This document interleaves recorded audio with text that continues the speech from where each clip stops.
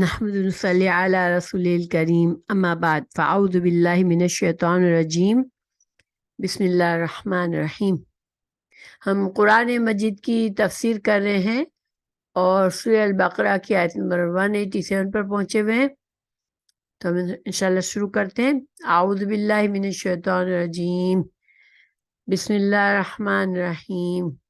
أحل لكم ليلة الصيام الرفث إلى نسائكم هن لباس لكم وأنتم لباس لهن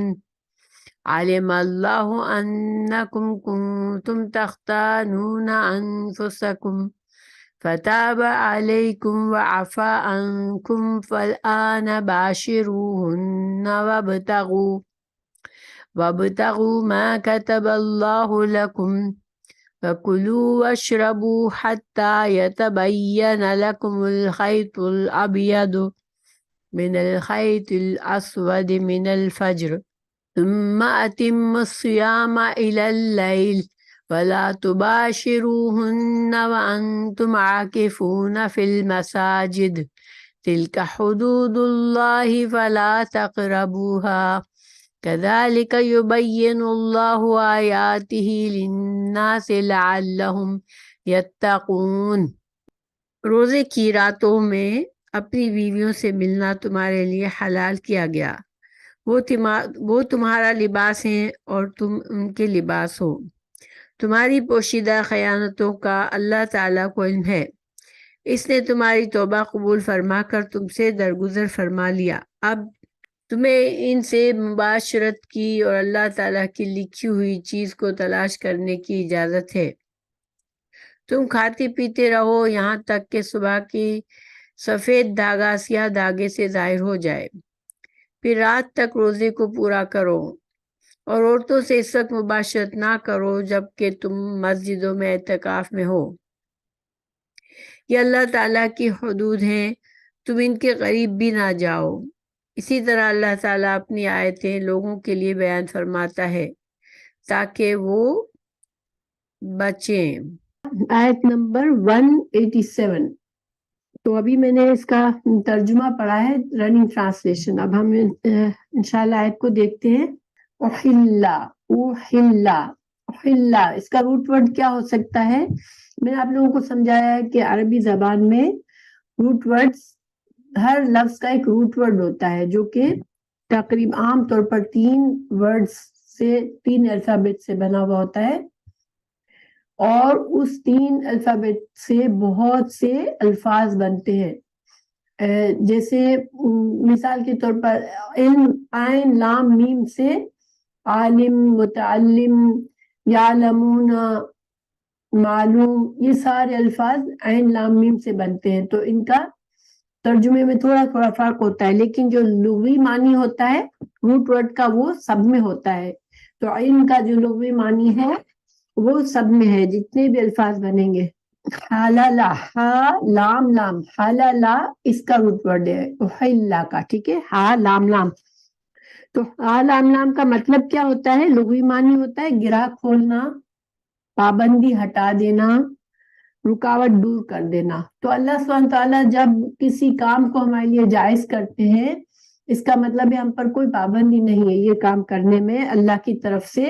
تو اس کو حلال کہتے ہیں۔ تو احلا، احلا یہ کیا ہے؟ یہ فعل ماضی ہے اور یہ پیسو ہے۔ احلا، حلال کر دیا گیا، لکم تمہارے لیے، لیلۃ الصیام، لیل کا مطلب ہوتا ہے رات، الصیام، صیام کا روٹ ورڈ صاد واو میم، اور اس کا مطلب ہوتا ہے رک جانا، کسی کام سے باز آ جانا۔ تو چونکہ روزے کو صیام کیوں کہتے ہیں؟ کیونکہ روزے میں ہم اللہ کی کچھ حلال کی ہوئی چیزوں سے رک جاتے ہیں۔ کھانا پینا اللہ کے حلال کردہ چیزیں ہیں، مگر ہم روزے کے حالت میں ان سے رک جاتے ہیں، تو اس لیے صیام کو صیام کہتے ہیں۔ تو صیام کی رات، روزوں کی رات سے مطلب کیا ہے کہ جو رمضان کی راتیں ہوتی ہیں، رمضان میں دن میں روزہ رکھا جاتا ہے، تو رمضان کی رات کی بات ہو رہی ہے، کہ رمضان کی راتوں میں اللہ تعالیٰ نے مسلمانوں کے لیے حلال کیا ہے کس چیز کو؟ رفس کو حلال کیا ہے. تو رفس کیا چیز ہے؟ رفس جو ہے اس کا روٹ ورڈ ہے را فا فا، رفس. تو رفس کا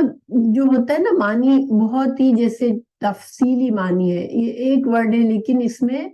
وہ ساری باتیں کام سب آ جاتے ہیں جو کہ شوہر اور بیوی کو ایک دوسرے سے جنسی تعلق میں شامل ہوتی ہے. یعنی کہ باتیں کرنا، پیار کی باتیں کرنا، چومنا چاٹنا، یا انسان جو ریلیشن ہوتا ہے شوہر اور بیوی کا، وہ ساری چیزیں رفس میں آ جاتی ہے. تو مطلب کیا ہے کہ ہم بستری کر سکتے ہیں، شوہر اور بیوی اپنا جنسی تعلق کر سکتے ہیں رمضان کی راتوں میں. تو الا طرف نسائکم، نساء جو ہے عورتوں کی جمع ہے، مراتون کی جمع ہے. تو نساء عورتوں کی بیویوں سے، تمہاری بیویوں سے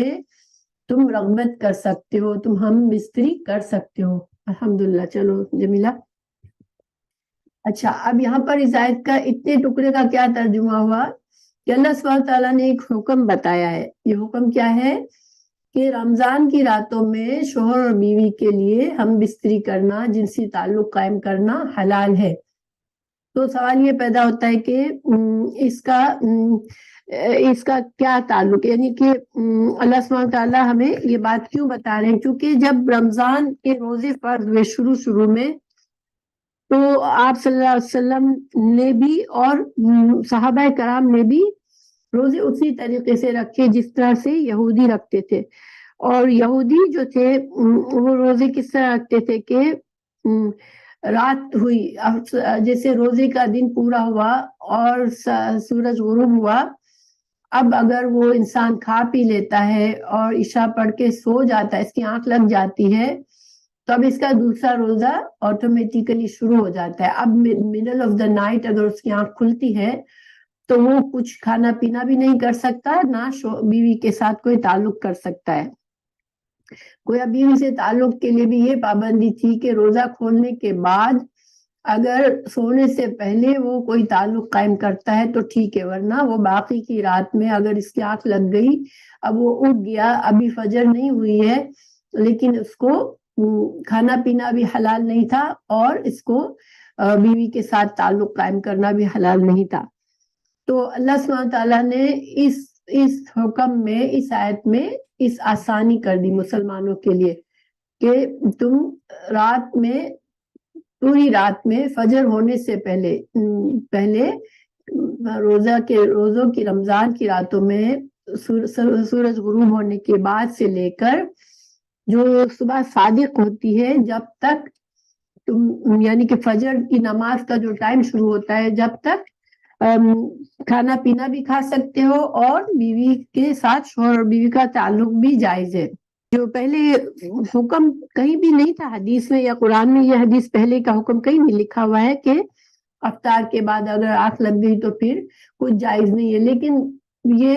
چونکہ اسی طرح روزے رکھے جاتے تھے، یہودی اسی طرح روزے رکھتے تھے، تو مسلمانوں میں نے بھی اسی طرح کیا تھا، مگر اللہ تعالیٰ نے اس آیت میں مسلمانوں کو آسانی کر دی اور صحیح حکم بتا دیا کہ رات کے وقت جائز ہے. اب اللہ تعالیٰ آگے فرما رہے ہیں ہن لباس لکم، ہن یہ ضمیر ہے، ضمیر عورتوں کی، وہ عورتیں، یعنی کہ عورتیں جو ہیں، یہ جمع ہے ہن، ٹھیک ہے، ہیا کی جمع ہننا ہوتی ہے، ہیا وہ عورت، ہننا عورتیں، لباس لباس ہے، لکم تمہارے لیے، وانتم اور تم لباس ہو، لہن ان کے لیے. یہ خوبصورت طریقے سے اللہ تعالیٰ نے شوہر اور بیوی کے رشتے کو یہاں پر بتایا ہے. یہ شوہر اور بیوی کا رشتہ ایسا ہوتا ہے جیسے کہ لباس ہے ایک دوسرے کے لیے. اب لباس سے تعلق، لباس سے مثال دینے کا کیا مطلب ہے؟ دیکھیں، لباس لبسا، لام با سین سے بنا ہے، ٹھیک ہے، اس کا روٹ ورڈ لام با سین ہے، اور اس میں لغوی طور پر دو معنی ہوتے ہیں. ایک تو دو چیزوں کا بہت زیادہ مل جانا ہے، اتنا مل جانا کہ ان کا الگ نہ ہونا، جیسے کہ خلط ملط کوئی چیزیں ہو جاتی ہیں تو اس کو لبسا کہتے ہیں۔ دوسرا جو ہے ڈھانک دینا، یہ دونوں معنی ہے۔ تو لباس انسان کے لیے کیا کام کرتا ہے؟ دیکھیں لباس جو ہے انسان کو سردی گرمی کے اثرات سے بچاتا ہے، اس کی حفاظت کرتا ہے، اس کے لیے اس کے عیب، جسم کے عیب چھپاتا ہے، اس کی شرمگاہ کو چھپاتا ہے، اور اس کے لیے اس کو خوبصورت بھی بناتا ہے۔ اچھا لباس اچھی طرح سے انسان پہنتا ہے تو انسان کے اندر خوبصورتی آ جاتی ہے۔ تو یہ اس لحاظ سے یہاں پر اگر لباس سے عورت اور مرد کے ریلیشن کو ظاہر کیا گیا ہے تو عورت اور مرد ایک دوسرے کے لیے ایسے ہی یہ سارے فائدے دیتے ہیں۔ دیکھیے شوہر اور بیوی جو ہے وہ ایک تو یہ کہ شادی کے رشتے میں جڑنے کے بعد ایک دوسرے کو گناہوں سے بچاتے ہیں، یعنی کہ جو جنسی خواہشات ہوتی ہیں، جذبات ہوتے ہیں، ان کو اب غیر قانونی طور پر حرام طریقوں سے انسان نہیں سوچتا پورا کرنے کے لیے، اس لیے کہ شوہر اور بیوی ایک دوسرے کے لیے ہوتے ہیں اور وہ حلال طریقے سے اپنی خواہشات پوری کرتے ہیں۔ تو ایک طرح سے گناہوں سے حفاظت کرتے ہیں شوہر اور بیوی ایک دوسرے کی، اور ظاہر بات ایک دوسرے کی اصلاح بھی کرتے ہیں شوہر اور بیوی، ایک دوسرے کو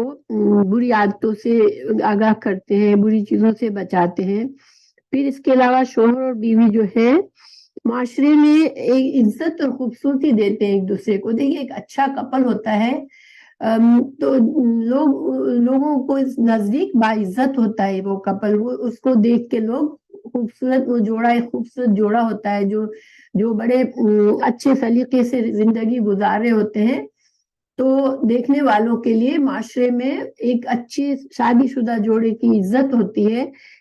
وہ ان کی وجہ سے خوبصورت لگتے ہیں، دونوں خوبصورت لگتے ہیں۔ ایک اکیلا انسان، ایک اکیلی عورت یا اکیلا مرد جو ہے وہ معاشرے میں وہ مقام اور وہ خوبصورتی نہیں حاصل کرتا، جیسے کہ ایک اچھا جوڑا شوہر اور بیوی کا جوڑا جو ہے وہ معاشرے میں عزت دار اور خوبصورت ہوتا ہے۔ تو شوہر اور بیوی سے اس کو یہ فائدہ بھی ہے کہ حاصل ہوتا ہے دونوں کو۔ پھر شوہر اور بیوی ایک دوسرے کی شخصیت کو بہتر بناتے ہیں۔ دیکھیں کوئی دوسرا انسان ہم کو بعض چیزیں نہیں بتا سکتا، ہمارے عیب، ہم نے اچھا لباس نہیں پہنا، ہم پر کوئی چیز بری لگ رہی ہے، ہماری کوئی بات گفتگو اخلاق میں برائی ہے جس سے لوگ ہمارے بارے میں برا سوچتے ہیں، تو ہمیں اگر شوہر اور بیوی کا ریلیشن اچھا ہے تو وہ ایک دوسرے کو پیار سے سمجھا سکتے ہیں کہ دیکھو تمہاری یہ عادت سے تم برے لگتے ہو، تمہارے اندر لوگ تمہارے بارے میں اچھا نہیں سوچتے۔ تو یعنی کہ ایک دوسرے کی شخصیت کو بہتر بناتے، جس طرح لباس انسان کو خوبصورت اور بہتر بناتا ہے، اسی طرح شوہر اور بیوی بھی ایک دوسرے کو خوبصورت اور بہتر بناتے ہیں۔ تو اور ایک جذباتی سکون اور گناہوں سے اور غلط کاموں سے بچانے کا ذریعہ ہوتا ہے شوہر اور بیوی کا، جیسے کہ لباس انسان کی جسم کے عیب کو چھپا دیتا ہے، اسی طرح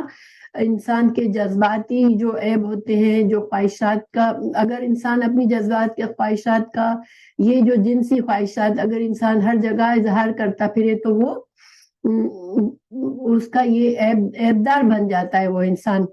لیکن وہی انسان اگر بیوی کے ساتھ ہوتا ہے ایک دوسرے کے سے تسکین حاصل کرتا ہے اور اس کا یہ عیب چھپ جاتا ہے۔ تو اس وجہ سے اللہ سبحانہ تعالیٰ نے بڑے خوبصورت انداز سے یہاں پر شوہر اور بیوی کے ریلیشن کو واضح فرمایا، اور ہمیں یہاں پر یہ بھی پتہ چلتا ہے کہ اسلام ہمیں اسی طرح سکھاتا ہے، اپنے گھر میں ہمیں اس طرح سے رہنا چاہیے کہ جیسے شوہر اور بیوی ایک دوسرے کا لباس ہے، ایک دوسرے کی حفاظت بھی کرے، ایک دوسرے کو خوبصورت بھی بنائے اور ایک دوسرے کے عیب بھی چھپا لے، ٹھیک ہے۔ تو پھر اللہ تعالیٰ نے یہاں فرمایا کہ تم رمضان کی راتوں میں اپنی بیویوں کے ساتھ جنسی تعلق کر سکتے ہو، اور عورت اور بیوی کا رشتہ ایسا ہے جیسے کہ لباس کا انسان کے جسم سے ہوتا ہے۔ پھر آگے اللہ تعالیٰ فرما رہے ہیں عالمہ جان لیا اللہ نے، انکم بے شک تم تھے تختانون، خیانت کے ورڈ سے ہے، ہم اردو میں جو خیانت کہتے ہیں تو یہ یہی ورڈ ہے، ٹھیک ہے، خا واو نون اس کا روٹ ورڈ ہے، اور اس کا مطلب لغوی معنی کیا ہوتا ہے کہ جس شخص کو انسان امانت دار سمجھ کر کوئی کام دے، وہ اس امانت کو پورا نہ کر سکے، اس میں کمی کر دے، تو اس کو خیانت کہتے ہیں۔ کسی کی امانت میں کمی کر دینا، بس کسی کی امانت کی حفاظت نہ کرنا، وہ خیانت کہلاتی ہے۔ تو اللہ سبحانہ وتعالیٰ یہاں فرما رہے کہ تم جو تھے، اللہ جانتا تھا کہ تم اپنے نفسوں پر میں خیانت کر رہے تھے، تختانون انفسکم، تم اپنے دل میں خیانت کر رہے تھے۔ اب یہ خیانت کیا تھی؟ اصل میں جیسے میں نے پہلے بتایا کہ پہلا جو جس طرح سے روزے رکھے جاتے تھے تو وہ یہ ہوتے تھے کہ انسان کی اگر آنکھ لگ گئی مغرب کے بعد تو اس کے بعد اس کے لیے سب حرام ہو جاتا تھا۔ اگر رات میں مڈل آف دا نائٹ اس کی آنکھ کھلتی ہے تو لیکن وہ نہ کھانا کھا سکتا تھا، نہ اپنی بیوی کے پاس جا سکتا تھا۔ لیکن ظاہری بات ہے کہ یہ رشتہ ایسا ہے کہ بعض اوقات شوہر اور بیوی یہ ریلیشن کر جاتے تھے ان دنوں میں، کیونکہ یہ بڑا مشکل حکم ہے۔ رمضان کا پورا مہینہ اگر انسان جو بالکل ینگ کپل ہوتا ہے، اگر اس کے لیے اتنی سخت پابندی ہو تو انسان سے کبھی نہ کبھی غلطی ہو جاتی ہے۔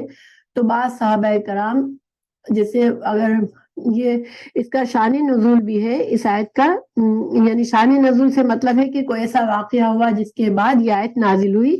اس میں شان نزول اس میں ہی بتایا گیا کہ صحابہ کرام بعض اوقات اس پابندی کا خیال نہیں کر سکتے تھے، اور اگر رات میں آنکھ کھلی رمضان کے روزوں کے درمیان والی رات میں تو وہ شوہر اور بیوی کا تعلق کر لیتے تھے۔ اب وہ چونکہ ان کو منع نہیں کیا گیا تھا، صلی اللہ علیہ وسلم نے منع تو نہیں فرمایا تھا، لیکن پہلے سے روزہ اسی طرح رکھا جاتا تھا تو اب ان کو دل میں ایک گلٹی احساس ہوتا تھا، ان کو پریشانی ہوتی تھی کہ پتہ نہیں ہم نے گناہ کا کام کیا ہے، لیکن یہ ایسی بات تھی کہ ان کو اندر ہی اندر دل میں پریشانی ہوتی تھی۔ تو بہرحال اللہ سبحانہ تعالیٰ چونکہ ہمارے دل کی باتوں کا جانتا ہے، تو اللہ تعالیٰ نے فرمایا کہ اللہ جانتا ہے، اللہ نے جان لیا کہ تم دل میں برا محسوس کرتے تھے، تم یہ خیانت کر جاتے تھے، تم اپنی بیوی کے ساتھ پاس چلے جاتے تھے، اور پھر تم اپنے دل میں تمہیں گلٹ احساس گلٹ ہوتا تھا کہ ہم سے گناہ ہو گیا ہے۔ تو اللہ تعالیٰ نے آگے فرمایا فتاب علیکم، اللہ تعالیٰ تم پر مہربان ہوا، یعنی اللہ ناراض نہیں ہے تم سے، اللہ نے تمہارے یہ دل کو تم اپنے صاف کر لو،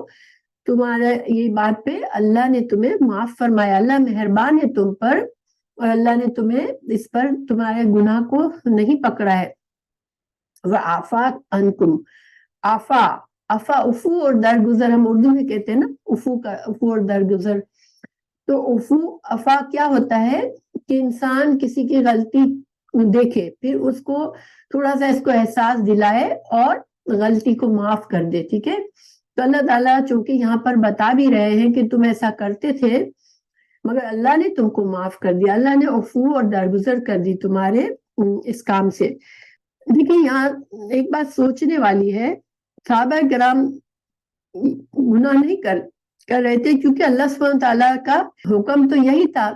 کہ رات کو اجازت ہے، لیکن چونکہ صحابہ کرام کو یہ حکم پوری طرح معلوم نہیں تھا اور رسول اللہ صلی اللہ علیہ وسلم پر وحی نہیں نازل ہوئی تھی، اور آپ صلی اللہ علیہ وسلم کا طریقہ تھا کہ جب تک کسی بات کی وحی نازل نہیں ہوتی تھی تو اہم بات ہوتی تھی تو آپ اپنی طرف سے اس پہ کچھ بھی نہیں کیا کرتے تھے، کچھ نہیں کہا کرتے تھے۔ تو پھر اب صحابہ کرام کو ایک جو احساس گلٹ ہوتا تھا، اللہ نے ان سے کہا نہیں، تمہیں گلٹی فیل کرنے کی ضرورت نہیں ہے، اللہ تم سے خوش ہے۔ تو یہاں پر ہمیں ایک سائڈ پوائنٹ یہ بھی ملتا ہے کہ دیکھیں انسان سے غلطی ہوتی ہے، ٹھیک ہے، کوئی انسان پرفیکٹ نہیں ہوتا، مگر جو گلٹ ہوتا ہے وہ اچھی چیز نہیں ہے۔ اصل میں انسان سے جب گناہ ہو جائے تو کیا کرنا چاہیے؟ کوئی غلط کام ہو گیا، ہمیں احساس ہو رہا ہے کہ ہمیں نہیں کرنا تھا، ہم نے کر لیا، تو بجائے اس کے کہ گلٹ کے اندر دب جائے اور مایوس ہو جائے انسان، فوراً اللہ کی طرف پلٹے، اللہ سے معافی مانگے پورے اخلاص کے ساتھ اور اس کام سے ہٹ جائے، بس وہ کام چھوڑ دے۔ مگر گلٹ جو ہے وہ ایک منفی چیز ہے جو انسان کو اندر اندر کھاتی رہتی ہے۔ اگر انسان توبہ بھی نہیں کرتا، بس اپنے آپ کو برا سمجھتا رہتا ہے کہ میں برا انسان ہوں، مجھ سے بار بار یہ چیز ہو رہی ہے، تو اس سے کیا ہوتا ہے کہ شیطان کو موقع ملتا ہے ہم کو مایوس کرنے کا اور ہم کو اداس رکھنے کا، اور اداسی اور غم ایسی چیز ہے کہ انسان کو اندر سے کھاتی رہتی ہے۔ تو بیسٹ طریقہ اللہ نے ہمیں سکھایا کہ فوراً اللہ کی طرف پلٹو اور اللہ سے معافی مانگ لو، اور اندر اندر اپنے آپ کو مایوس نہ کرو کہ اب میں تو اتنا برا ہوں، میری اصلاح تو ہو ہی نہیں سکتی، ایسے نا امیدی سے نہ سوچو، یا یہ نہ سوچو کہ اب تو اللہ مجھ سے ناراض ہو ہی گیا ہے تو اب کیا فائدہ، کیونکہ اس طرح کی باتیں سوچنے سے انسان اچھے کاموں سے بچ جاتا ہے۔ جیسے ہی ہم اللہ سے معافی مانگتے ہیں، توبہ کرتے ہیں اور اپنا پکا ارادہ کرتے ہیں کہ اب اچھے کام کریں گے، تو ہمارا دل خوش ہو جاتا ہے اور انسان ہلکا پھلکا ہو کے پھر سے آگے کی زندگی کی طرف چلتا ہے اور اچھے کام کرتا ہے۔ تو بہرحال اب اللہ سبحانہ تعالیٰ مزید فرما رہے ہیں فل آنا پس اب باشروہن، تم مباشرت کرو ان سے۔ بشرہ جو ہوتا ہے لفظ، اس کا مطلب ہوتا ہے انسان کی جلد، ٹھیک ہے، تو انسان کی جلد سے باشروہن، تو یہ ایک مطلب نکالا گیا ہے کہ جو بھی شوہر اور بیوی کا فزیکل کنیکشن ہوتا ہے، جو جنسی تعلق ہوتا ہے، اس کو باشروہن سے کہہ کر بتایا گیا۔ تو یہ خوبصورت انداز ہے قرآن کا۔ دیکھیں باشروہن ایک لفظ جو ہے اس میں کوئی ایسی بات نہیں ہے جیسے کہ انسان بولتے ہوئے جس کو حیا محسوس ہو کہ لوگوں کے سامنے ہم کیسے بولیں گے یہ لفظ، اس کے مقابلے میں اگر یہ کہا جائے کہ تم سیکشول ریلیشن کرو شوہر اور بیوی، تو وہ بات ذرا سا انسان جھجکتا ہے بولتے ہوئے کہ بھئی ایک ٹیچر ہے، اب آدمی ہے اور عورتوں کو سکھا رہا ہے، عورت ہے مردوں کو سکھا رہی ہے دین، تو ایسا لفظ بولتے ہوئے تھوڑا سا انسان کو حیا آتی ہے۔ لیکن قرآن ہمیں سکھاتا ہے ایسے طریقے سے کہ جو یہ نازک معاملات ہیں، جو کہ انسان کے بیڈ روم کے اندر کے معاملات ہیں، جس کو انسان کھل کر دوسروں سے نہیں کہہ سکتا، مگر چونکہ اس میں بھی ایک ہمارا دین تو ہے، وہ ایسا دین ہے کہ ہمیں زندگی کے ہر چیز کے بارے میں بتاتا ہے کہ ہمیں ایون شوہر اور بیوی کے ریلیشن میں بھی اللہ نے قوانین بنائے کہ کون سی حدود ہے تمہاری، کس طریقے سے تم کو یہ رشتہ قائم کرنا ہے۔ تو اللہ تعالیٰ نے پھر ہمیں ایسے لفظوں میں ایسے احکامات سمجھائے جو کہ بہت آسانی کے ساتھ انسان شرمندہ ہونے کے بغیر دوسروں کو سکھا سکتا ہے۔ تو اللہ تعالیٰ فرما رہے ہیں کہ اب تم ان سے مباشرت کر سکتے ہو، ان سے تعلق کر سکتے ہو، وابتغوا، اور اب وابتغوا با غین یا بغی اس کا روٹ ورڈ ہے، اس کا مطلب، اس کے دو مطلب ہوتے ہیں ایکچولی، بغاوت بھی اسی سے ہے اور تلاش چاہنا بھی اسی سے ہے۔ تو عربی زبان میں اکثر ایسے ہوتا ہے کہ ایک روٹ ورڈ سے مختلف قسم کے معنی نکلتے ہیں، لیکن دیکھا جائے تو بغاوت کرنے میں اور چاہنے میں بھی ایک تعلق ہے۔ جب انسان کسی چیز کی بہت خواہش ہوتی ہے، وہ چاہتا ہوتا ہے کسی چیز کو حاصل کرنا چاہتا ہے، تو جہاں تک وہ اچھے طریقے سے حلال طریقے سے اس کو چاہنے کی کوشش کرتا ہے وہ اچھا ہوتا ہے، لیکن جہاں وہ حرام کے طریقے سے اس کے حلال حرام کی پرواہ کیے بغیر کسی چیز کو چاہتا ہے تو وہ بغاوت ہوتی ہے اللہ کے قوانین سے۔ اس وجہ سے یہ دونوں بھی ایک دوسرے سے تعلق رکھتے ہیں، دونوں معنی۔ تو اللہ تعالیٰ یہ فرما رہے ہیں کہ مباشرت کرو اب تم اور تلاش کرو ما جو کتب اللہ لکھا اللہ نے لکم تمہارے لیے۔ اب اللہ نے تمہارے لیے لکھا سے معنی یہ بھی ہو سکتا ہے کہ اللہ نے جو قانون تمہارے لیے بنایا، یعنی کہ شوہر اور بیوی کے رشتے کو حلال بنایا اللہ نے اپنے قانون سے، یہ تمہارا جنسی تعلق کو حلال بنایا ہے، تو تم اس سے اپنے جذبات کی تسکین حاصل کرو۔ دوسرا مطلب یہ بھی ہو سکتا ہے کہ اللہ نے جو تمہارے نصیب لکھا ہے، تمہارے نصیب میں جو اولاد لکھی ہے، تو تم اولاد کی خواہش بھی رکھو، یعنی نیچرلی انسان تعلق کرے گا تو یہ بھی پاسبل ہے کہ اولاد کا بھی وجود آئے اس تعلق سے۔ تو اللہ تعالیٰ نے فرمایا کہ تم اس تعلق میں اب برا نہیں محسوس کرو، جذباتی تسکین حاصل کرو، لذت حاصل کرو یا اولاد کی خواہش کرو تو تمہارے لیے سب جائز ہے۔ یہ اتنے حکم کی وضاحت ہے کہ پہلے روزے میں یہ کلیئر نہیں تھا، روزہ شروع میں اس طرح رکھا جاتا تھا کہ ایک انسان افطار صبح سے روزہ، سحری کے وقت سے روزہ باندھتا، پھر مغرب جب سورج غروب ہوتا تو کچھ کھاتا پیتا، یا اگر بیوی کے پاس جانا ہے تو جا سکتا تھا۔ لیکن اگر وہ سو گیا شام کے وقت، عشاء پڑھ کے سو گیا، تو پھر اب باقی مڈل آف دا نائٹ اگر اٹھ جاتا بھی ہے تو اب وہ روزے سے ہی ہوتا تھا، اور وہ اب نہ کھا پی سکتا تھا، نہ بیوی کے پاس جا سکتا تھا، حالانکہ ابھی سحری کا وقت نہیں ہوا ہوتا ہے، ٹھیک ہے، ابھی فجر کا وقت نہیں ہوا، لیکن یہ ساری پابندیاں ارلی شروع ہو جاتی تھی۔ تو اب اللہ نے صحیح حکم بتا دیا، وضاحت کر دی کہ نہیں، تم پوری رات جب تک سورج غروب ہونے سے تمہاری پابندی کھانے پینے کی اور بیوی کے پاس جانے کی پابندی ہٹ جاتی ہے، جب تک کہ اگلا فجر کا وقت شروع ہونے والا ہوتا ہے۔ تو جب اذان ہوئی فجر کی، فجر کا نماز کا ٹائم ہو رہا ہے، تو اب ہم روزہ باندھ لیتے ہیں، پھر سے پابندیاں شروع ہو جاتی ہے۔ پھر روزے کی حالت میں نہ انسان کھا پی سکتا ہے، نہ بیوی کے پاس جا سکتا ہے۔ وَكُلُوا، اور کھاؤ، وَاشْرَبُوا، اور پیو، جو شربت ہم کہتے ہیں، تو شربت کو شربت کیوں کہتے ہیں کہ وہ ایک مشروب ہے، پینے کی چیز ہے، ٹھیک ہے، اور کھاؤ اور پیو، حتیٰ یہاں تک کہ یتبینا بیان سے ہے، بیان کرنا، کسی چیز کو بیان کرنا کیا ہوتا ہے کہ کسی چیز کو کھول کے بتانا، تو واضح ہو، اس سے معنی ہوتا ہے واضح ہو جائے، ظاہر ہو جائے، لکم تمہارے لیے، الخیط الابید، خیط الابید، خیط کہتے ہیں دھاگا، باریک چیز جو لمبی ہو، ٹھیک ہے، تو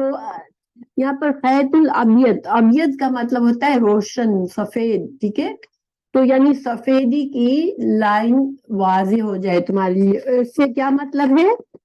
دیکھیے جب صبح صادق ہوتی ہے تو روشنی کی پتلی سی لائن پھوٹتی ہے وہ اندھیرے سے، اور وہ اوپر کی طرف جاتی ہے، تو وہ وقت صبح صادق کا ہو جاتا ہے، جب وہ لائن پھیلنے لگتی ہے۔ اور جب ہم کو تو اب تو ضرورت نہیں ہے، پہلے زمانے میں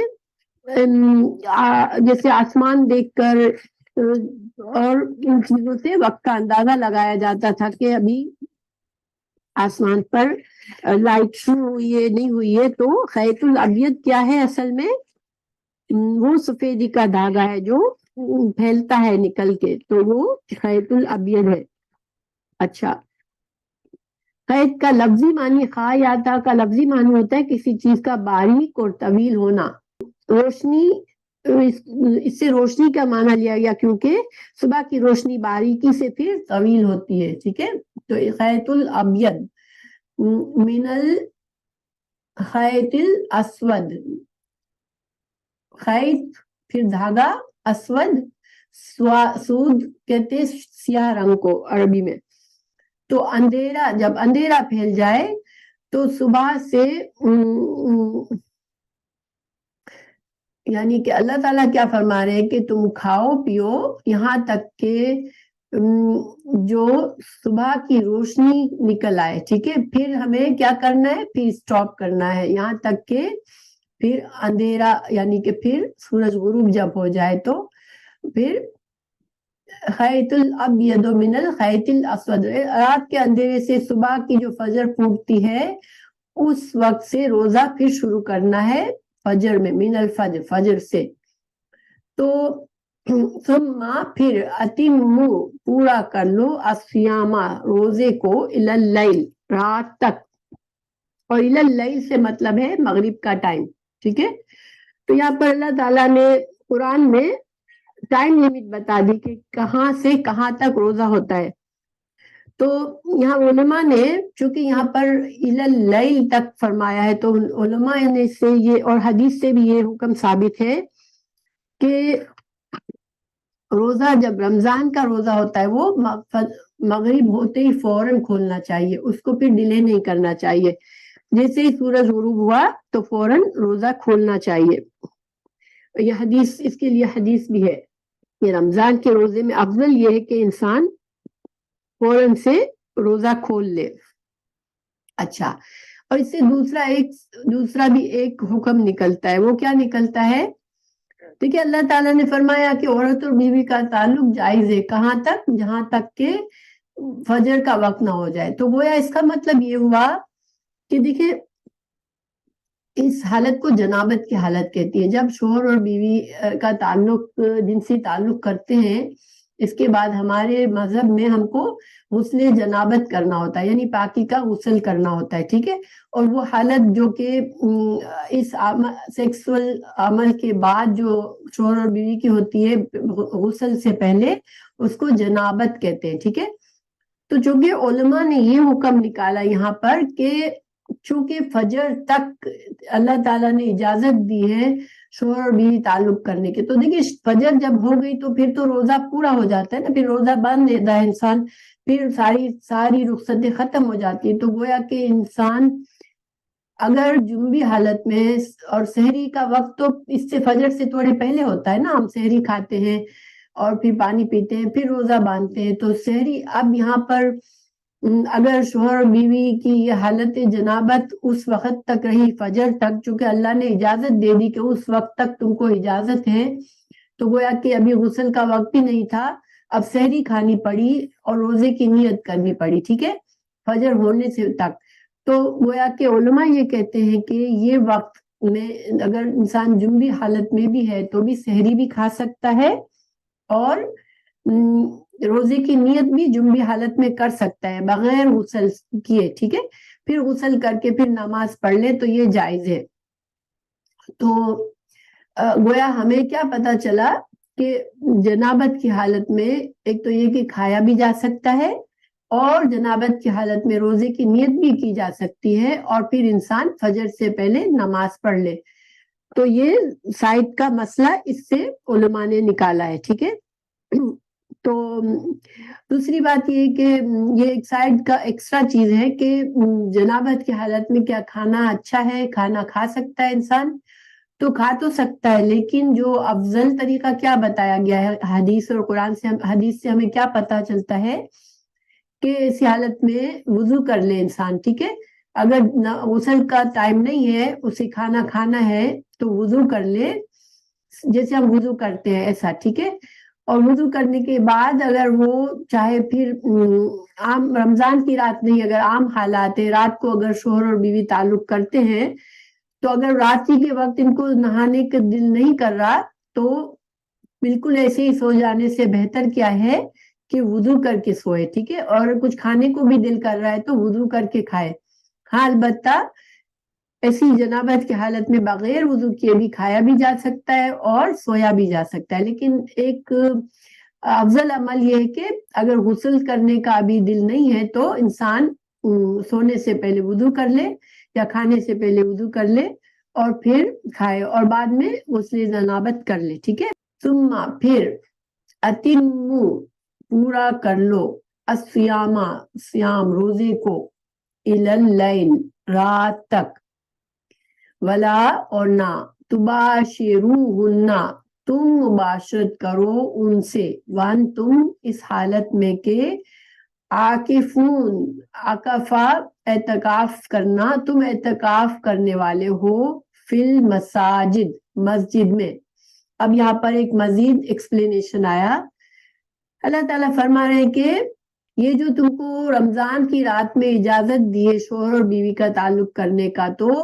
یہ تعلق اس وقت جائز نہیں ہے جبکہ تم مسجد میں اعتکاف کر رہے ہو۔ ہم سب کو پتا ہے کہ رمضان میں آپ صلی اللہ علیہ وسلم نے اعتکاف کیا تھا، آپ رمضان کے آخری 10 دنوں میں اعتکاف کیا کرتے تھے، اور آپ کی تمام بیویاں بھی کرتی تھی، مطلب ہر وقت نہیں، ضروری نہیں تھا، لیکن جس کا دل چاہتا تھا وہ کرتا تھا مسجد میں اعتکاف، ٹھیک ہے؟ تو اللہ تعالیٰ فرما رہے کہ اعتکاف کی حالت میں جب تم اعتکاف کی نیت کر لیتے ہو پھر تم یہ کہو کہ اب تو رمضان کی رات میں اللہ نے مجھے اجازت دی ہے، میں بیوی کے ساتھ تعلق بھی کر لوں جا کے، تو یہ اعتکاف کی نیت کر لینے کے بعد نہیں جائز ہے، تم اعتکاف اپنا پورا کر لو۔ تو یہاں تو ایک اعتکاف کا یہ مسئلہ پتہ چلا کہ جب اعتکاف کی حالت میں انسان ہوتا ہے تو وہ بیوی سے تعلق نہیں کر سکتا رمضان کی رات میں، چاہے روزہ، رات میں تو روزہ نہیں ہوتا نا۔ اور دوسرا یہاں پر ایکسٹرا ایک حکم یہ ہے کہ اعتکاف میں روزہ رکھنا بھی ضروری ہے، ٹھیک ہے، روزہ فرض ہے، یہ نہیں کہ انسان روزے نہ رکھے اور جا کے مسجد میں اعتکاف کرے۔ دوسرا ایک اور مسئلہ یہاں یہ ثابت ہوتا ہے کہ چونکہ اللہ تعالیٰ نے فرمایا کہ مسجد میں اعتکاف کر رہے ہو، تو مسجد، اس سے علماء نے کہا کہ صحیح اصل جو سنت کے لحاظ سے اعتکاف ہے، جو آپ صلی اللہ علیہ وسلم کی سنت کو فالو کرنا ہے، تو وہ والا اعتکاف مسجد میں ہی ہوتا ہے، وہ گھر میں نہیں ہوتا۔ بعض عورتیں رمضان کے 10 دنوں میں یا کچھ راتوں میں گھر میں ایک کونے میں بیٹھ جاتی ہیں کہ ہم اعتکاف میں ہیں، تو وہ انسان اپنے آپ کو اس طرح کر تو سکتا ہے کہ میں اب عبادت ایک کونے میں بیٹھ کے کرتی رہوں گی، کچھ اور نہیں کروں گی، مگر وہ اعتکاف جو سنت کا اعتکاف جس کو کہا جاتا ہے وہ نہیں ہوتا، ٹھیک ہے، اس کے لیے عورتوں کو بھی مسجد میں ہی جانا چاہیے۔ لیکن اب سوال یہ پیدا ہوتا ہے کہ کیا مسجد میں اگر ایسا اہتمام ہے عورتوں کا جو کہ مردوں سے بالکل الگ تھلگ ہے، تو عورتیں جا کے کر سکتی ہیں، لیکن ایسا انتظام نہیں ہے کسی مسجد میں، اور پھر عورت کہے نہیں مجھے تو اعتکاف کرنا ہے اور جا کے مسجد میں بیٹھ جائے، تو یہ اجازت نہیں ہے، کیونکہ ہمارا دین کے قانون کیا ہے کہ کوئی اچھا کام کرنے کے لیے ایسا کام بیچ میں اگر کرنا پڑتا ہے جو کہ جائز نہیں ہے یا برا کام ہے، تو پھر اس اچھے کام سے بہتر ہے کہ انسان اس اچھے کام کو چھوڑ دے اور اپنے آپ کو برائی سے بچائے، کیونکہ اسلام یہ اجازت نہیں دیتا کہ مرد اور عورتیں اس طرح خلط ملط ہوں اور بیٹھے ہوئے ہوں ایک ہی جگہ پر اور عبادت کر رہے ہوں یا کچھ اس طرح سے۔ ایون عبادت کے لیے بھی بالکل ایک طرح سے مل جل کے بیٹھ کر کہہ رہے ساری رات کسی غیر مرد اور غیر عورتیں بیٹھ کے عبادت کر رہی ہے، تو یہ اسلام اس کی اجازت نہیں دیتا، ٹھیک ہے۔ تو عورتوں کے لیے ہمیں کیا پتہ چلا یہاں پر حکم، ایک بات یہ ہے کہ مسنون اعتکاف مرد کے لیے بھی اور عورت کے لیے بھی صرف مسجد میں ہوتا ہے، مگر عورتیں مسجد میں اس وقت جا سکتی ہے جبکہ اس مسجد میں عورتوں کا صحیح انتظام ہے۔ اگر انتظام نہیں ہے، عورتوں کا الگ تھلگ مردوں سے انتظام نہیں کیا گیا رات گزارنے کا، تو پھر عورتیں اعتکاف کے لیے نہ جائیں۔ اور دوسرا پتہ چلا یہاں پر کہ اس دوران، اعتکاف کے دوران جو ہے وہ مباشرت شوہر اور بیوی کے کوئی اس طرح کا تعلق نہیں ہو سکتا، ٹھیک ہے، چاہے اس طرح کی بات کرنا، کوئی جنسی بات کرنا یا کوئی بھی چیز جو اس جنسی ریلیشن سے تعلق ہوتی ہے وہ ان راتوں میں نہیں کیا جا سکتا اگر انسان اعتکاف کر رہا ہے تو، ٹھیک ہے۔ تو آگے اللہ تعالیٰ نے فرمایا تلک حدود اللہ، یہ اللہ کی حدیں ہیں۔ اللہ کی حد کیا ہوتی ہے؟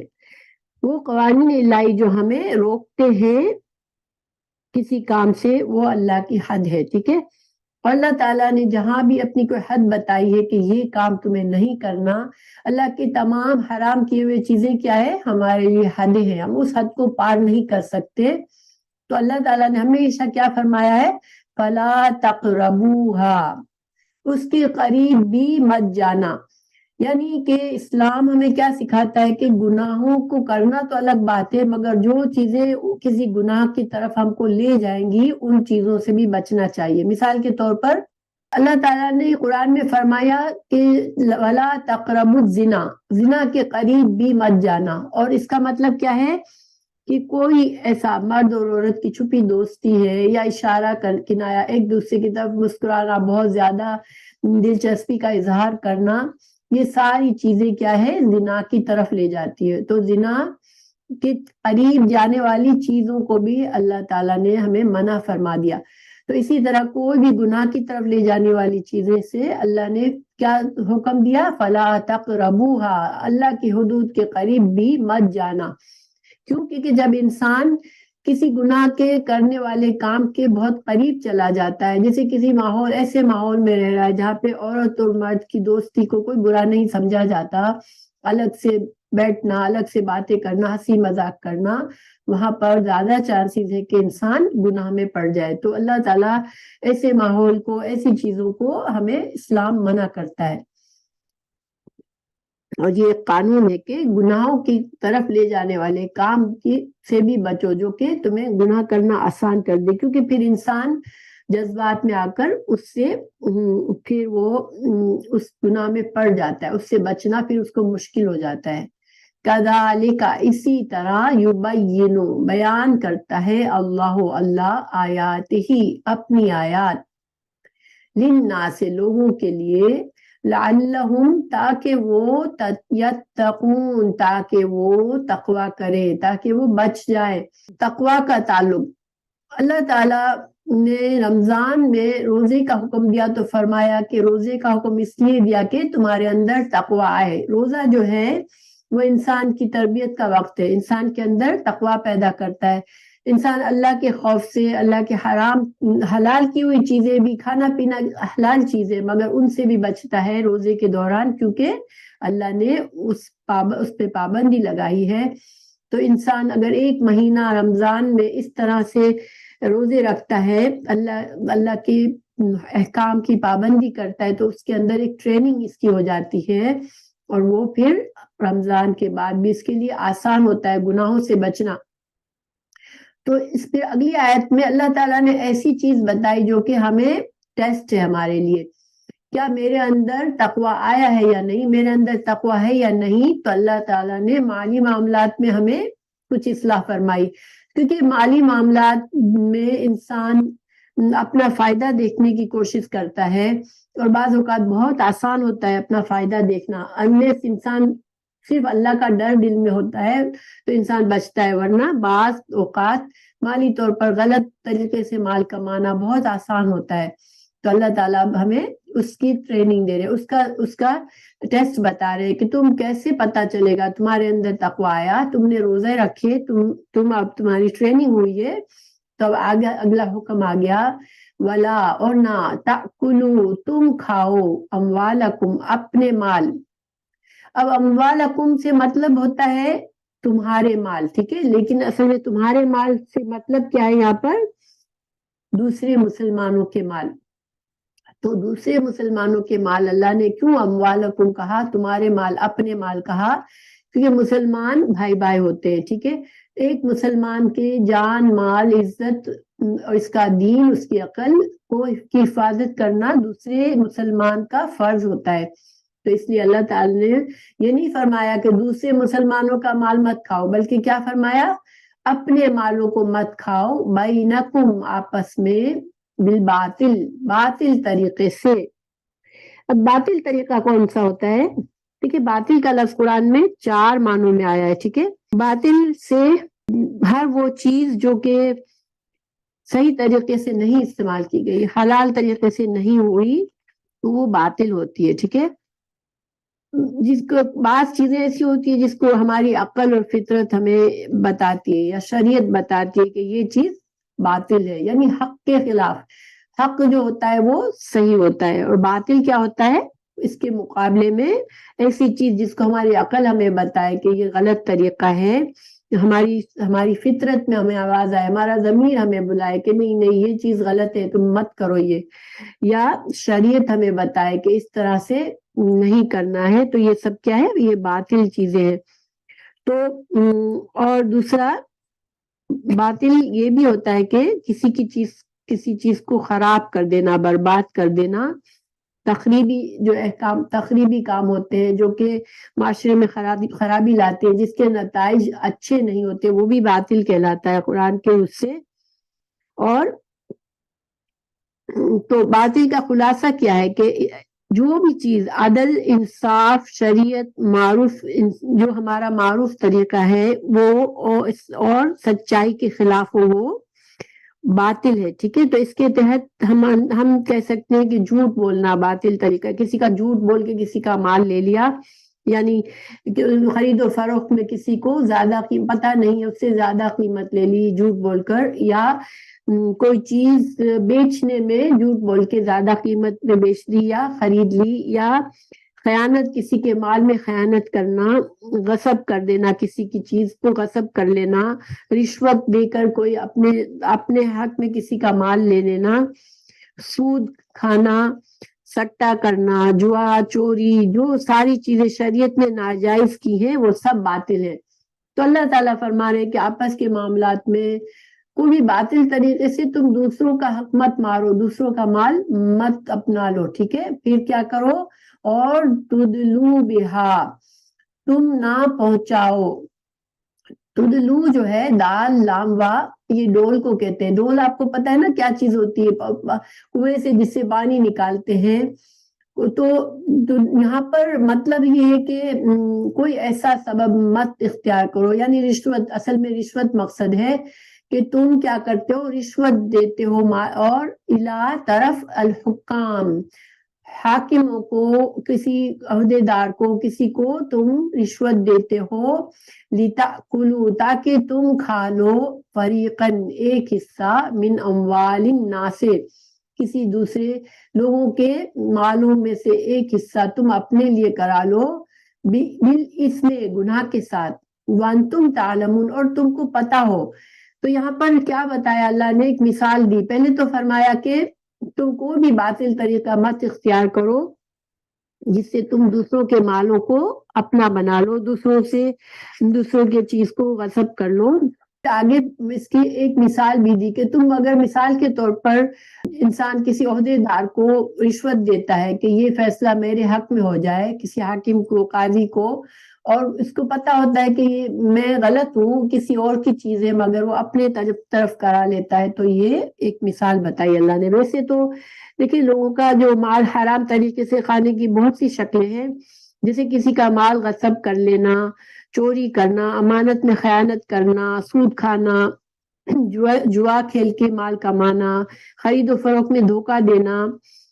ایسے کام کی اجرت لینا جسے ہم نے ٹھیک سے کیا بھی نہیں ہے۔ بعض اوقات انسان جاب پر جاتا ہے اور اسے کوئی نہیں دیکھ رہا ہوتا تو اپنا ٹائم وہ اپنے ذاتی کام میں کر لیتا ہے اور اپنے پیسے پورے لیتا ہے اپنے وقت کا، یا پھر کسی کو ہائر کرتا ہے اور اس سے کام لے کر جب پیسے دینے کا وقت آتا ہے تو اسے پورے پیسے نہیں دیتا،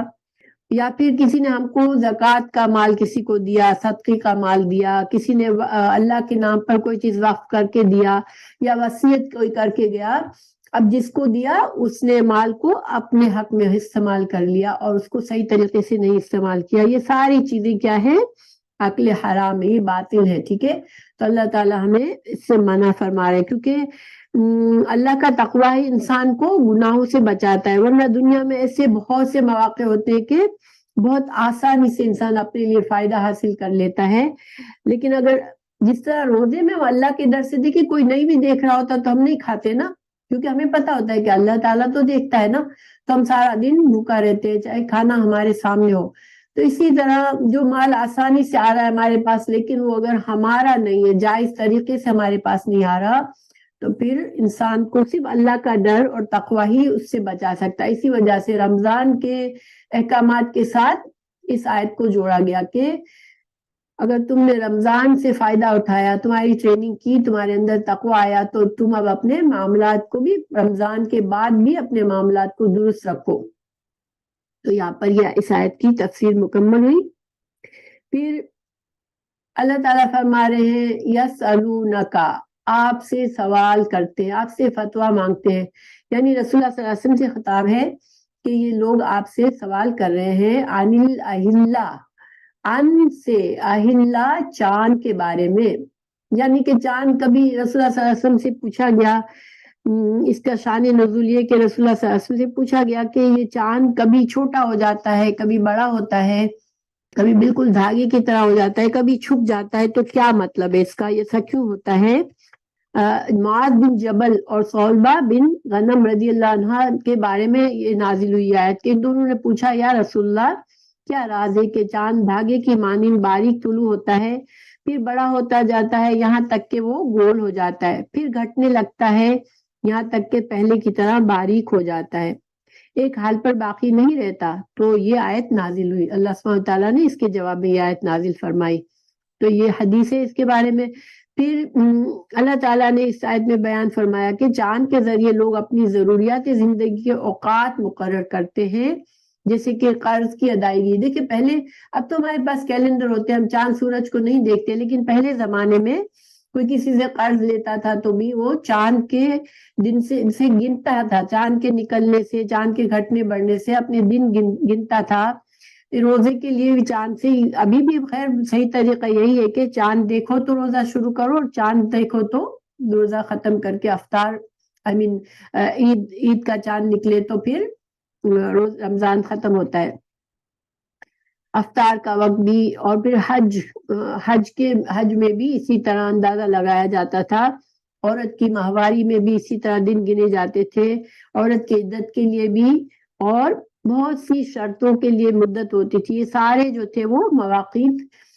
مواقیت جو ہے وہ چاند سے کیے جاتے تھے۔ تو اللہ تعالیٰ سے رسول اللہ صلی اللہ علیہ وسلم پوچھا گیا کہ یہ چاند کیوں گھٹتا بڑھتا ہے؟ اللہ تعالیٰ نے جواب دیا، قل کہہ دیجئے ہے یا وہ مواقیت، یہ اوقات مقرر کرنا ہے، للناس لوگوں کے لیے، والحج اور حج کے لیے دن کی گنتی بتاتا ہے، وَلَيْسَ الْبِرُّ۔ اچھا یہ تو یہاں پر اس کا حکم تو پورا ہو، اس بات کا حکم پورا ہو گیا کہ چاند کے بارے میں سوال کیا گیا، اللہ تعالیٰ نے فرمایا کہ یہ لوگوں کے لیے وقت بتانے کا ذریعہ ہے۔ وعلیکم السلام ورحمۃ اللہ۔ ثنا، لائٹ نہیں تھی آپ لوگوں کے پاس، شاید دیر ہوئی آپ کو۔ وَلَيْسَ الْبِرُّ، اور نہیں ہے بر۔ البر، بر کیا ہوتی ہے؟ بر جو ہے اس کا لفظی معنی تو ہے وسعت اور کشادگی، ٹھیک ہے، لیکن نیکی کے کام جس سے انسان کے دل میں کشادگی ہو، وسعت پیدا کرے۔ گناہ سے دل میں تنگی آتی ہے، اور نیکی سے انسان کے دل میں وسعت آتی ہے۔ آپ نے دیکھا ہوگا کہ جب کوئی ہم اچھا کام کرتے ہیں، کسی کو صدقہ دیتے ہیں، تو کتنا دل اندر سے مطمئن سا ہوتا ہے، خوش ہوتا ہے۔ اسی طرح اچھی سی نماز پڑھتے ہیں تو کتنا ہمارے دل میں ایک اچھی فیلنگ آتی ہے، ٹھیک ہے۔ تو اس لیے کوئی بھی کام جو جس سے دل میں وسعت اور اچھی خوشی آتی ہے، وسعت آتی ہے انسان کے اندر، وہ بیر ہوتا ہے۔ تو نیکی کیا ہے؟ اللہ تعالیٰ فرمائے کہ نیکی یہ نہیں ہے بِأَن کہ تم آؤ البیوتا اپنے گھروں میں، من ظہورہا اس کے پیچھے سے، ظہر کہتے ہیں ظہرا، ظہر کہتے ہیں بیک کو، انسان کے اپنی کمر کو بھی ظہر کہتے ہیں، اور گھر کا پچھلا حصے سے، پچھلے دروازے سے تم اگر گھر میں گھستے ہو تو یہ کوئی نیکی نہیں ہے۔ ولیکن، لیکن البر، نیکی کیا ہے؟ من جو اتقا، جس نے تقوی اختیار کیا۔ تو اس آیت کا کیا مطلب ہے؟ تو اس کے بارے میں، اس کا شان نزول میں کہا جاتا ہے کہ انصار جو تھے،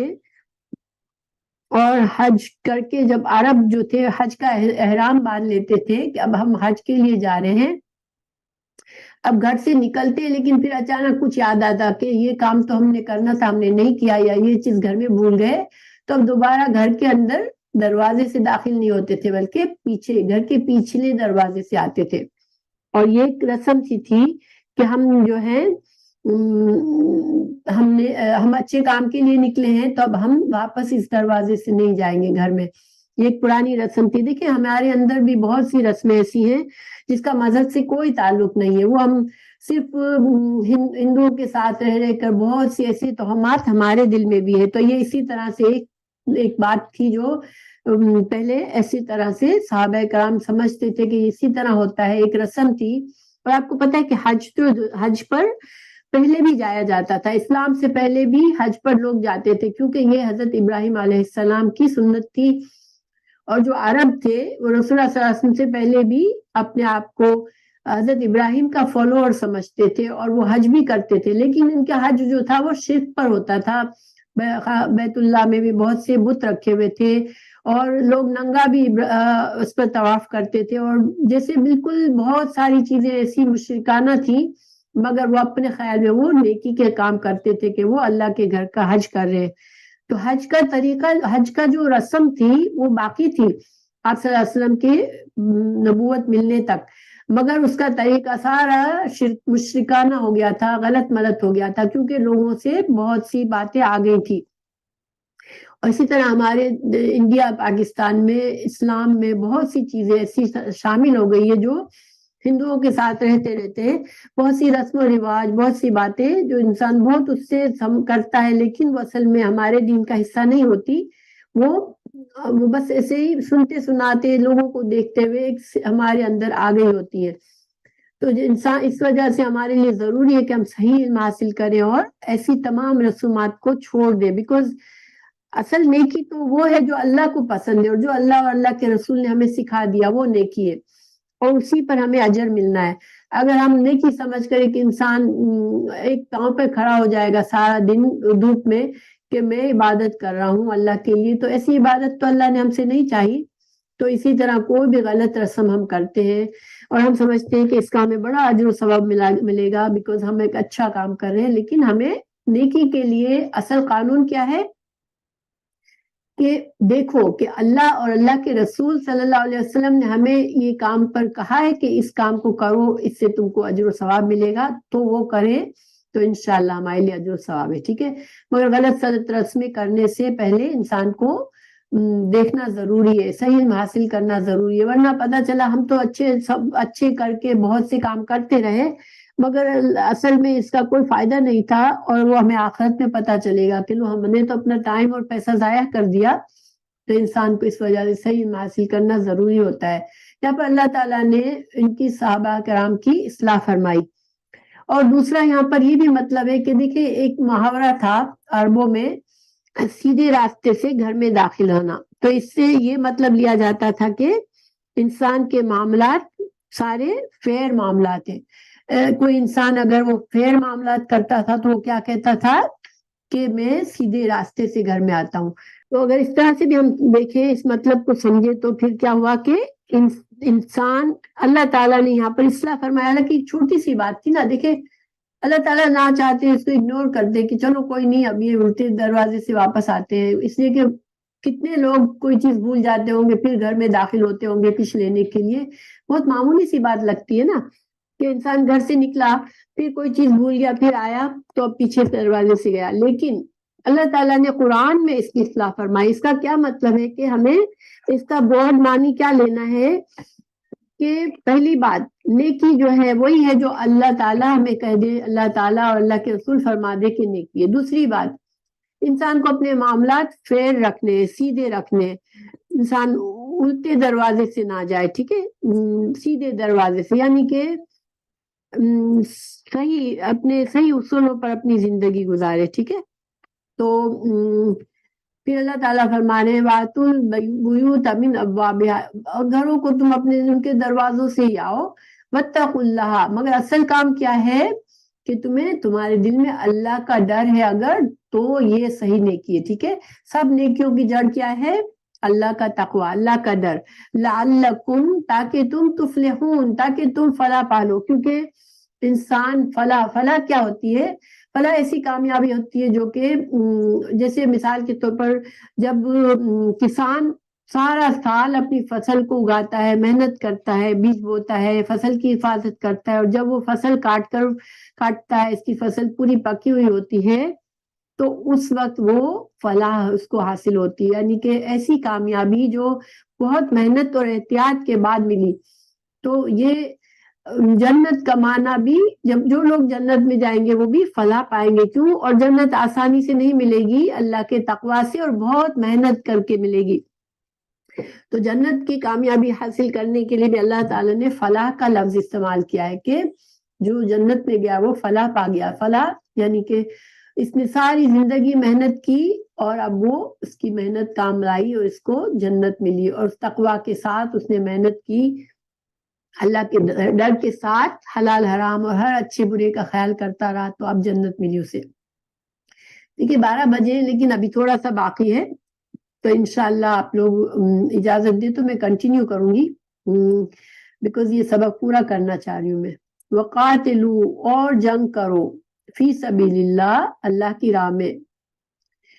الذین ان لوگوں سے یقاتلون جو جنگ کرتے ہیں جو لڑتے ہیں ولا تعتدوا اور نہ تم زیادتی کرو ان اللہ بے شک اللہ تعالی لا یحب نہیں پسند فرماتا المعتدین معتد کہتے ہیں زیادتی کرنے والے کو ٹھیک ہے تو اب اللہ تعالیٰ نے یہاں پر دیکھیں ہم سوچتے کہ مال کے بعد فوراً سے یہاں پر کیوں قتل کی آ گئی جنگ کی آیت کیوں آ گئی تو دیکھیں یہاں پر ایک علماء کہتے ہیں کہ یہاں پر ایک بشارت ہے اس آیت میں کیونکہ یہ آیت جو تھی وہ مدینہ میں نازل ہوئی تھی اور اس میں ابھی مسلمان مدینہ کی اگلی زندگی تھی ابھی مسلمانوں نے مکہ فتح نہیں کیا تھا تو چونکہ اللہ تعالیٰ یہاں فرما رہے کہ تم حج کے لیے جاؤ گے تو ایک بشارت ہے مسلمانوں کو کہ مسلمانوں تم حج کے لیے جاؤ گے کیونکہ قریش جو تھے وہ مسلمانوں کو اجازت نہیں دیتے تھے وہ ایسا نہیں تھا کہ مسلمان جا کے حج کر سکتے تھے مدینہ ہجرت کرنے کے بعد ٹھیک ہے تو اور ابھی مکہ فتح نہیں ہوا تھا تو ایک طرح سے یہ خوشخبری تھی مسلمانوں کے لیے کہ اشارہ تھا کہ تم مکہ فتح کرو گے اور تم حج کے لیے جاؤ گے ٹھیک ہے تو اب چونکہ اب مکہ فتح کرنے کی اس میں بشارت ہے تو پھر اگلی آیت کیا ہے کہ تم جہاد کرو گے اللہ تعالیٰ نے اشارہ دیا کہ مکہ تو تم فتح کرو گے اور حج بھی کرو گے لیکن تمہیں اب اس کے لیے کیا کرنا ہے تمہیں اب جہاد کرنا ہے ان مشرکین سے لڑنا ہے جنہوں نے تمہیں تمہارے گھروں سے نکالا یہ مکہ کے قریش نے رسول اللہ صلی اللہ علیہ وسلم نے 13 سال مدینہ میں گزارے تھے 13 سال مکہ میں گزارے تھے اور ان کو دعوت دین دی تھی اور انہوں نے مسلمانوں کو بہت زیادہ اذیتیں دی تھی رسول اللہ صلی اللہ علیہ وسلم کے ساتھ بھی بہت سی زیادتیاں کی تھی پھر آخر کار ان کو مکہ چھوڑ کے مدینہ جانا پڑا تھا اور مدینہ جانے کے بعد بھی وہ مسلمانوں کے لیے بڑی مشکلیں اور مصیبتیں اٹھاتے تھے اور مسلمانوں کو کسی طرح مدینہ سے بھی ختم کرنا چاہ رہے تھے تو اب یہ ساری سچویشن میں اللہ تعالیٰ نے اب پہلی بار اب اجازت دی کہ جاؤ اب تم جہاد کر سکتے ہو پہلے مکی زندگی میں مسلمانوں کو لڑنے کی اجازت نہیں تھی جہاد جنگ کرنے کی اجازت نہیں تھی کیوں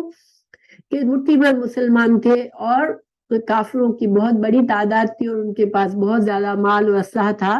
اور مسلمان اس وقت جنگ کرنے کے قابل نہیں تھے تو اب اس وقت صرف مسلمانوں کو کیا حکم تھا کہ صبر کرو ان کے ظلم پر صبر کرو اور اللہ کی طرف لگے رہو اب مدینہ میں ان سے کہا جا رہا ہے کہ تم مکہ فتح کرو گے اور تم حج بھی کرو گے لیکن اب تم کو جہاد بھی کرنا پڑے گا اور تمہیں ان مشرکین سے لڑنا پڑے گا تو بیسیکلی یہاں پر مشرکین جو اس وقت آپ صلی اللہ علیہ وسلم کے اسلام کے دشمن تھے ان سے لڑنے کی اجازت کا حکم دیا گیا ہے کہ اب تم کو ان سے جنگ کرنی پڑے گی مگر وَلَا تَعْتَدُوا مگر تم زیادتی پھر بھی مت کرنا دیکھو اللہ ہمارا دین کتنا اچھا ہے کہ ہمیں یعنی اپنے دشمن سے بھی لڑنے میں اللہ تعالیٰ نے فرمایا کہ تم کو لڑنا تو ہے مگر زیادتی نہیں کرنی اب زیادتی کیا ہے دیکھیں لڑنے میں مسلمان اسلام میں اجازت نہیں ہے کہ عورتوں کو مارا جائے جنگ میں بوڑھوں کو مارا جائے پاگل کسی بچے کو کسی عبادت گھر کو یا جن لوگوں سے پہلے سے صلح کا معاہدہ ہوتا ہے ان کو مارنا یا کسی کو مار کر اس کے ہاتھ پہ ناک اور آنکھ اور کان وغیرہ کاٹنا یا کسی جگہ پر حملہ کر کے ان کے حیوانات کو مار دینا یعنی کہ گائے بکری بھیڑ ان چیزوں کو مار دینا درختوں کو کاٹ دینا کسی جگہ جا کے اسلام کا میسج دینے سے پہلے کسی کو اچانک سے کسی پر حملہ کر کے اس پر قبضہ کر لینا یہ ساری چیزیں کیا ہے زیادتی کی جسے اسلام ہمیں منع کرتا ہے ٹھیک ہے تو اللہ تعالیٰ نے جہاں جہاد کا حکم دیا وہاں ساتھ ساتھ زیادتی کرنے سے منع بھی فرما دیا اور فرما دیا کہ اللہ کو پسند نہیں ہے اللہ پسند نہیں کرتا جو لوگ زیادتی کرتے ہیں ان کو پھر اگلی آیت جو ہے وہ اس کے بارے میں بہت غیر مسلم بہت زیادہ مسلمانوں کے دشمن اس کے بارے میں بہت پروپیگنڈا کرتے ہیں کہ اسلام جو ہے وہ تلوار کے ذریعے پھیلا ہے کہ اللہ تعالیٰ نے یہاں پر حکم دیا ہے کہ کافروں کو جہاں چاہو پکڑو اور مارو مگر یہ کانٹیکس کے خلاف ہے دیکھیں قرآن کی آیت کو سمجھنے کے لیے اس کا بیک گراؤنڈ سمجھنا بہت ضروری ہے یہ آیت اس لیے نازل فرمائی گئی کہ مسلمانوں کو بہت زیادہ زیادتیاں برداشت کرنی پڑی تھی اور اللہ تعالیٰ نے اب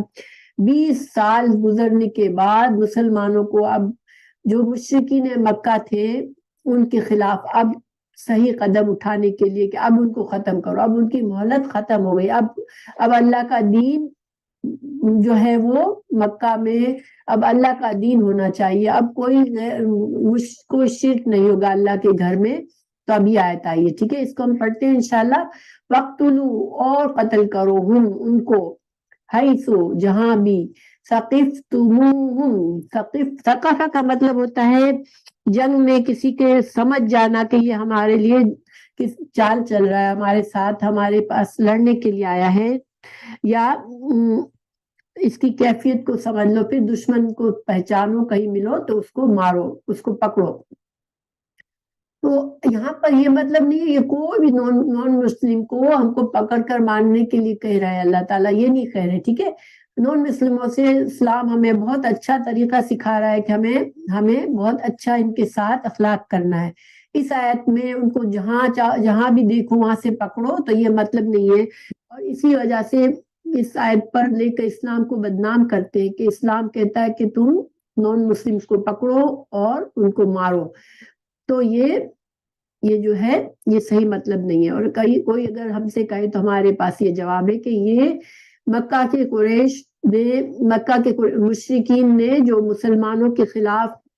20 سال تک جنگ کری، 20 سال تک مسلمانوں کے ان کو اپنے گھروں سے نکالا، ان کے ساتھ زیادتیاں کی، ان کو قتل و غارت کیا، جب اللہ تعالیٰ نے اب ان کی لمٹ ختم ہو گئی، اللہ نے جو حد مقرر کی تھی ان کی مہلت کی وہ اب پوری ہوئی، اب ان کو نکالنا تھا، اور اللہ تعالیٰ نے اب مکہ کو پاک کرنا تھا شرک سے، تو یہ اللہ تعالیٰ نے حکم فرمایا کہ ان مشرکوں کو تم جہاں بھی پاؤ، واخرجوہم، اور نکالو ان کو، من حیث، جہاں سے بھی، اخرجوکم، تم کو انہوں نے نکالا تھا جہاں سے، وہاں سے تم ان کو نکالو، من مکہ سے تم کو انہوں نے نکالا تھا، تم وہاں کے باشندے تھے، انہوں نے تمہیں نکالا، اب تم ان کو مکہ سے نکالو، اگر وہ ایمان نہیں لاتے تو اب وہ مکہ میں نہیں رہ سکتے۔ تو ہمیں حدیث سے پتہ چلتا ہے کہ رسول اللہ صلی اللہ علیہ وسلم نے جب مکہ فتح کیا تو پھر ان کو ایک مہلت دی گئی تھی کہ جن سے معاہدہ ہے وہ مکہ میں اگر وہ ایمان یا تو لے آئے اور یا پھر مکہ کو چھوڑ دے، ٹھیک ہے۔ تو وہ جب معاہدے کا وقت ختم ہوئی تو ان کو کہہ دیا گیا تھا کہ وہ قتل کر دیا جائے گا جو اب مشرک ہے اور وہ مکہ میں رہتا ہے، تو مشرکین کی اجازت اب ختم ہو گئی، اللہ تعالیٰ نے حکم نازل فرما دیا کہ اب اللہ کے گھر میں مشرک نہیں رہ سکتے۔ والفتنہ، اور فتنہ، اشد، زیادہ سخت ہے، من القتل، قتل سے۔ اور فتنہ یہاں کیا تھا ان کا کہ اللہ کے دین سے انہوں نے روکا تھا اور انہوں نے بے گناہ مسلمانوں پر زیادتیاں کی تھی، یہاں تک کہ حرام مہینے میں جب مسلمان ذی القعدہ میں عمرہ کرنے کے لیے گئے 6 ہجری میں، تو انہوں نے عمرے سے روک دیا تھا آپ صلی اللہ علیہ وسلم کو، اور اس وقت معاہدہ ہوا تھا۔ اس کی تفصیل انشاءاللہ بتاؤں گی میں آپ لوگوں کو۔ پھر اگلے سال مسلمان گئے تھے عمرہ کرنے کے لیے، تو اللہ سبحانہ تعالیٰ نے ان ساری ان کے چالوں کو، ان کو فتنہ کہا جو قریش کر رہے تھے، جو قریش جتنے بھی مشرک تھے جو وہ یہ فتنہ کر رہے تھے مسلمانوں کے خلاف، تو اللہ تعالیٰ فرمائے کہ جو فتنہ ہے وہ زیادہ شدید ہے من القتل، قتل کرنے سے۔ تم کسی کی جان لے لو وہ بہت بڑا گناہ ہے، لیکن اس سے بھی بڑا گناہ کسی کو دین سے روکو، اللہ کے دین پر جو چل رہا ہے تمہارا کوئی نہیں بگاڑ رہا، تم اس کے ساتھ دشمنی کرو، اس کو اذیتیں دو، تو یہ زیادہ فتنہ ہے۔ ولا، اور نہ تقاتلوہم، نہ تم ان سے لڑو، عند المسجد الحرام، لیکن مسجد حرام میں، مسجد کے اندر کسی سے لڑنے کی اجازت اللہ نے نہیں دی ہے تم کو، الحرام، حتیٰ، یہاں تک کہ یقاتلوکم، لیکن اگر وہ اللہ کی مسجد میں تم سے جنگ کرے، تم سے لڑے، تو پھر تم ان کو مار سکتے ہو، تم ان سے لڑ سکتے ہو۔ فَإِن، پھر اگر قاتلوکم، وہ تم سے جنگ کرے، فَقْتُلُوهُمْ، تو پھر تم ان کو قتل کر دو۔ اب بھی اگر وہ تم سے مسجد حرام کا بھی حرمت کا خیال نہیں رکھ رہے اور تم سے لڑ رہے ہیں تو تم اسے قتل کر دو۔ یہ تھا حکم جب آپ صلی اللہ علیہ وسلم مکہ فتح کرنے کے لیے نکلے، تو آپ صلی اللہ علیہ وسلم کو یہ حکم دے دیا گیا تھا کہ مسجد حرام میں کسی کو نہیں مارا جائے گا، ہاں اگر وہاں پر بھی کوئی جنگ پر تم سے آمادہ ہو جائے تو پھر اس کو قتل کرنا۔ کذالک، یہی جزاء الکافرین، بدلہ ہے کافروں کا۔ پھر اللہ تعالیٰ آگے فرما رہے ہیں فَإِنِ انتَهُوا، مگر پھر اگر وہ باز آ جائے، فَإِنَّ اللَّهَ، تو بے شک اللہ تعالیٰ غفور الرحیم، بخشنے والا مہربان ہے۔ دیکھیں اتنے ظلم کے بعد بھی اللہ تعالیٰ یہ فرما رہے ہیں کہ اگر اب لاسٹ منٹ پہ بھی وہ باز آ جائے کہ ہم کو نہیں لڑنا مسلمانوں سے، اور وہ ہتھیار ڈال دیں اور وہ مسلمان ہونے پر آمادہ ہو جائے یا پھر مکہ چھوڑ کے جانے پر تیار ہو جائے، تو پھر تم ان کو چھوڑ دو۔ یعنی کہ یہ کتنا بڑا، دیکھیں انسان عام طور پر کیا ہوتا ہے، کسی نے آپ کے ساتھ بہت زیادتی کی ہوئی ہوتی ہے، اب وہ آپ اس سے لڑتے ہو، وہ کمزور ہو گیا، اب وہ مومنٹ ہوتا ہے جب آپ بدلہ لیں کہ اس نے ساری زندگی آپ کو تنگ کیا ہے۔ لیکن اللہ تعالیٰ کیا فرما رہے ہیں، تو اس وقت بھی اگر یہ باز آ جائے تو پھر تم ان کو چھوڑ دو، ان کو قتل نہیں کرو۔ یہ اللہ تعالیٰ کی رحم ہے، رحمت ہے، اللہ کا بخشنا ہے۔ وقاتلو، اور یہی مثال آپ صلی اللہ علیہ وسلم نے مکہ فتح کرتے وقت کی کہ مکہ فتح اتنا سکون سے ہوا تھا کہ کوئی قتل غارت کچھ نہیں ہوا تھا۔ کچھ لوگ جو بہت زیادہ اس وقت مسلمانوں سے لڑے، دو چار لوگوں کے علاوہ کوئی بھی قتل نہیں کیا گیا تھا۔ وقاتلوہم، اور لڑو ان سے، حتی، یہاں تک کہ لا تکونا، نہ رہے، فتنۃ، فتنہ، ویکونا، اور ہو جائے، الدین، دین، یعنی کہ قانون اللہ کا۔ دین کے معنی چار معنی ہوتے ہیں، دین کا مطلب ریلیجن بھی ہوتا ہے، بدلے کا دن بھی ہوتا ہے، یہاں پر قانون سے مطلب ہے کہ اللہ کا قانون جب تک رائج نہ ہو جائے اب مکہ پہ، تب تک تم ان سے لڑو، اور ان کا فتنہ بالکل ختم ہو جائے کہ اسلام کے خلاف جو بھی کرائم ان کے تھے وہ سارے اب ختم ہو جائے، اس وقت تک ان سے لڑو۔ فَإِنِ انتَهُوا، پھر اگر وہ باز ہو جائے، فَلَا عُدْوَانَ، تو اگر وہ رک جائے تو پھر کیا، کوئی ان پر زیادتی نہیں۔ عدوان کہتے ہیں زیادتی کرنا، اللہ، مگر علی الظالمین، ان میں سے اگر کوئی ظلم کرتا ہے، اس وقت بھی تم سے نہ لڑتا ہے، اس وقت بھی جس نے ظلم، جو بہت ظالم ہے، اس کو قتل کرو۔ آپ صلی اللہ علیہ وسلم نے 4-5 لوگوں کے لیے قتل کا وارنٹ کیا تھا اس وقت کہ ان کو پکڑو اور ان کو قتل کر دو، بیکاز ان کے کرائم بہت بڑے تھے۔ الشہر الحرام، اور ماہ حرام، حرمت والا مہینہ، بالشہر الحرام، کا بدلہ شہر الحرام ہے، والحرمات، اور حرمتوں کا قصاص، بدلہ ہے۔ تو یہاں پر کیا مطلب ہے، دیکھیں اللہ تعالیٰ فرما رہے ہیں کہ جو اللہ تعالیٰ نے حرمت والے 4 مہینے بنائے جس میں کوئی جنگ نہیں ہے، ٹھیک ہے، اگر ان 4 مہینوں میں بھی کوئی قانون توڑتا ہے اور زیادتی اور جنگ کرتا ہے تو پھر تم کو حرمت کی پابندی نہیں کرنی، مسلمان بھی پھر حرمت والے مہینے میں جنگ کر سکتے ہیں۔ والحرمات القصاص، اور کوئی بھی حرمت، اسلامی شاعر کے کوئی بھی حرمت کو کوئی کافر پامال کرے گا تو اس سے بدلہ لیا جائے گا۔ اس کا بیک گراؤنڈ بھی ہے، تھوڑا ڈیٹیل ہے، مگر انشاءاللہ میں پھر کبھی کور کروں گی اس کو۔ لیکن یہاں پر اجازت کیا ہے کہ مسلمانوں کو جو حرمت والے 4 مہینے ہیں ان کی حرمت کا خیال رکھنا ہے، وہ ہے رجب، ذی القعدہ، ذی الحج اور محرم، اور اس میں جنگ اور لڑنا جھگڑنا کسی سے منع ہے۔ لیکن اگر دشمن اس مہینے کی حرمت کا خیال نہیں رکھتا، اس نے تم سے لڑتا ہے تو تم اس سے لڑ سکتے ہو۔ فمن اعتدی، اور پھر جو کوئی زیادتی کرے، علیکم، تم پر، فاعتدوا، تو تم اس پر زیادتی کر سکتے ہو، یعنی کسی ظالم کو اس کا بدلہ اس کے ظلم کے برابر دے سکتے ہو، ٹھیک ہے۔ بِمِثْلِ مَا اعْتَدَى عَلَيْكُمْ، معنی اس کے جو زیادتی اس نے کی تم پر، یعنی کسی نے تم پر جتنا ظلم کیا اتنا بدلہ تمہیں اجازت ہے۔ وَاتَّقُوا اللَّهَ، اور ڈرو اللہ سے، وَاعْلَمُوا، اور جان لو، ان اللہ، بے شک اللہ تعالیٰ، ان اللہ، بے شک اللہ تعالیٰ، مع المتقین۔ آخر میں پھر تقوی کے بارے میں کہہ دیا گیا کہ اب تم کو دل میں تقوی رکھنا ہے، تمہارے معاملات، ایک مسلمان کے معاملات ہر وقت اللہ کے ڈر کے ساتھ ہوتے ہیں کہ میرے اللہ نے مجھے کیا اجازت دی ہے، اور وہ اسی کے لحاظ سے چلتا ہے، اور وہ اللہ تعالیٰ فرما رہے ہیں کہ تمہارے ساتھ اگر تم تقوی کرو گے، جنگ میں بھی، جدال میں بھی، جہاد میں بھی، تو پھر اللہ کے ڈر سے رہو گے، کسی پر زیادتی نہیں کرو گے، تو پھر اللہ بھی تمہارے ساتھ ہے۔